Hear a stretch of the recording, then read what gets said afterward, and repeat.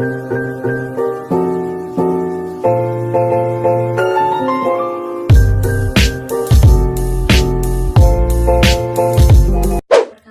nama saya Rizky Krisnasita, NIM 71202119. Di sini saya akan menjelaskan materi saya tentang refleksi dan pemikiran kritis di ketiga spiritualitas. Materi ini menjelaskan tentang kita dengan Tuhan melalui pemahaman yang berbeda-beda untuk menuju jalan spiritualitas dengan Allah. Ini memiliki 9 tipe spiritual yang berbeda. Yang pertama, naturalis yang berkaitan dengan alam. Yang kedua, intrawi yang berkaitan dengan perasaan. Yang ketiga, tradisional yang berkaitan dengan simbol-simbol. Aksetis yang berkaitan dengan aktivitas. Pemerhati yang berkaitan dengan pengertian atau perhatian. Usias yang berkaitan dengan kerjasama atau pertemuan. Dan intelektualitas yaitu bekerja dalam satu bidang. Dari ke-9 tipe ini, saya akan menjelaskan dan memberikan refleksi tentang naturalis. Dia mau menghargai ciptaan Tuhan ketika dia sudah berada di alam semesta. Disitulah baru naturalis ini mau menyatakan bahwa Allah adalah sang pencipta yang paling mulia. Itulah baru naturalis mau mengungkapkan ucapan syukur dia kepada Tuhan sebagai sang pencipta. Kita tahu bahwa manusia tiba-tiba yang berbeda dalam pertumbuhannya kepada Tuhan. Manusia memiliki masing-masing Tuhan, mengenal Tuhan, Tuhan dengan tipe-tipe yang berbeda.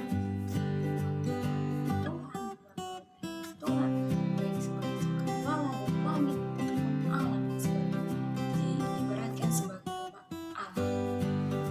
Dan Tuhan, disinilah kita sebagai umat yang diciptakan oleh Tuhan, kita harus menghargai ciptaannya. Sifat tersendiri itu dia mau menghargai Tuhan ketika dia sudah berada di alam dan dia mau mengucapkan syukur dengan sendiri. Lalu tempat yang berada dalam alam semesta ini, dan dia memiliki rasa kosong ketika dia berada di dalam ruangan. Disitulah dia mau keluar dan melihat ciptaan dan keindahan yang Tuhan buat untuk naturalis ini. Dia mau mengucap syukur kepada Tuhan. Dengan ini naturalis bisa merasakan kehadiran Tuhan ketika mereka sudah berada di alam. Disitulah mereka mengungkapkan bahwa mereka mengasihi Allah. Menurut saya, dari naturalis ini kita belajar bahwa bukan saja kita bisa mengasihi Tuhan, mengenal Tuhan di luar dalam ruangan, tetapi bisa saja di luar ruangan. Baiklah, perkenalkan, nama saya Johannes Putra Pangaribuan. Saya akan menjelaskan materi pengaturan kasih kita kepada Allah secara benar. Saya tertarik dengan materi ini dikarenakan dalam materi ini menjelaskan beberapa pemikiran ahli atau orang terkemuka teolog pada zaman dahulu yang menceritakan atau memberikan pemikirannya untuk lebih dekat kepada Allah menurut pengalamannya masing-masing. Yang dimana dengan materi ini kita tahu bahwa untuk lebih dekat kepada Allah itu tidak terpaku pada satu cara atau satu tolak ukur, namun bisa dengan cara apapun asalkan kita percaya kepada Allah atau dengan bagaimana kita merespon panggilan dari Allah tersebut sehingga kita bisa lebih dekat. Pada materi ini ada beberapa tokoh yang akan saya bahas, yaitu yang pertama Origen dari Alexandria, yang mana dalam pemikiran Origen dari Alexandria ini dilandaskan oleh kerinduannya atas Allah, yang mana kerinduan itu dia tuangkan dalam bentuk pemikiran atau tulisan yang sekaligus mengajak kita juga agar tidak hanya dia nih yang merasakan kasih atau kedekatan dengan Allah, namun kita juga bisa, asalkan dalam usaha mengenal lebih dekat Allah itu kita kokoh dan konsisten. Teori Origen dari Alexandria yang terkenal ini yaitu 42 tingkat jalan agar lebih dekat kepada Allah, yang mana 42 tingkat cara ini ia relevansikan atau ia kaitkan dengan 42 tempat persinggahan bangsa Israel ketika keluar dari Mesir. Begitu. Lalu yang kedua adalah Bernard dari Clairvaux.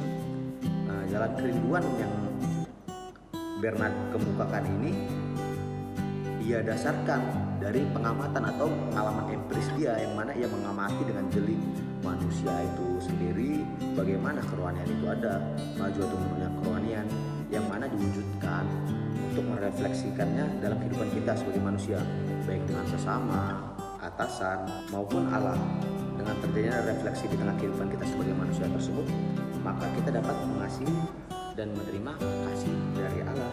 Lalu yang terakhir adalah pemikiran dari Blaise Pascal, yang mana menurut saya pemikiran dari Blaise Pascal ini didasarkan dari jawaban atas pertanyaan-pertanyaannya dari dulu yang tak terjawab.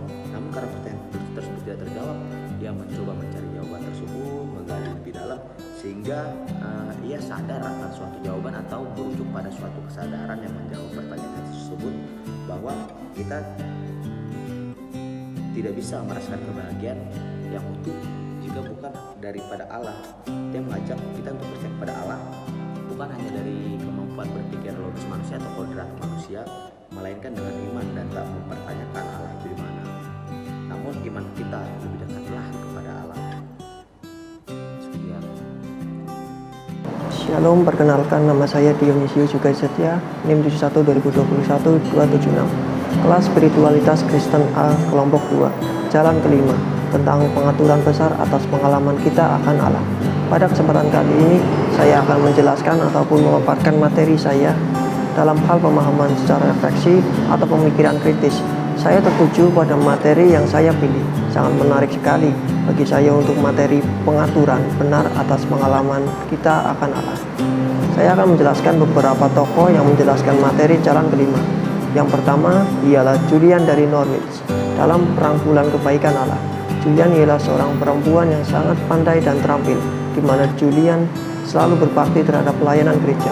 Julian sendiri menganggap bahwa hidup untuk melayani merupakan perbuatan yang sangat mulia. Segala bentuk persekutuan yang dilakukan oleh kehidupan manusia, di mana pastinya seseorang merindukan yang namanya persekutuan dengan Allah. Itu sebabnya manusia dapat memberikan sebuah pelayanan yang baik untuk dapat memuliakan Tuhan Allah, supaya hidup manusia tetap memiliki pedoman hidup yang tertuju pada sebuah aliran kepercayaan yang dipercayai. Yang kedua ialah George Fox, belajar mengikuti terang Kristus dalam hati. George Fox ia mengungkapkan mengenai pertumbuhan gereja di Inggris, sebab dengan adanya pengaruh religius yang dihadapinya selama masa hidupnya. Adapun 7 unsur persekutuan kita dengan Allah, antara lain mengalami Allah, mengerti pengalaman kita senantiasa bertumbuh, pentingnya Yesus, peran penderitaan, gereja sejati, dan kasih yang murni kepada Allah. Dapat disimpulkan bahwa ketujuh unsur tersebut menunjukkan sikap kesadaran dari diri manusia mengenai kasih Allah yang diberikan pada manusia, supaya manusia dapat hidup berdampingan dengan penuh kepercayaan yang kuat bahwa Allah senantiasa memikirkan kehidupan manusia di bumi ini. Yang ketiga ialah John Wesley, peran pengalaman religius kita. Dalam pemahaman John Wesley yang menjelaskan tentang peran pengalaman religius yang dimiliki manusia. Sama seperti tokoh sebelumnya yang mementingkan sikap religius, namun tokoh John Wesley menyimpulkan pengalaman hidup manusia yang dapat ia tarik dari pengalaman refleksi ataupun sikap spiritual terhadap Allah. Pengalaman refleksi dapat disimpulkan mengenai pengalaman hidup manusia yang selalu mengedepankan jiwa kehidupan manusia terhadap Sang Pencipta, serta memiliki tujuan yang utama tentang kekristenan, supaya dapat memperoleh keselamatan dan jalan ke surga, namun memiliki kepercayaan yang kuat terhadap juru selamat. Percayakan sepenuhnya bahwa berbagai sumber pengetahuan berasal dari Alkitab yang dapat manusia kembangkan dalam sikap spiritual. Terima kasih.